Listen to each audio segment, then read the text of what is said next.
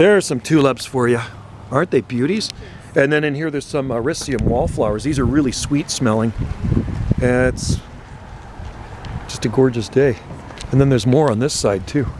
These ones here are really... Oh, those are sweet smelling. Smell them, Ericium. They're beautiful. Are you missing your job? Well, there are certain things I didn't like about it, but most of the things I did love about it. You know, cleaning washrooms, I don't miss that. No. But you know, the gardening and stuff, and just talking to people and working outside, it was great. It was a good job. Yeah. Ericium wallflower. Is it? Yeah, there's bull's mauve cherryanthus, but these are. I've seen this one then. Yeah, these are wallflower. Aren't they beautiful?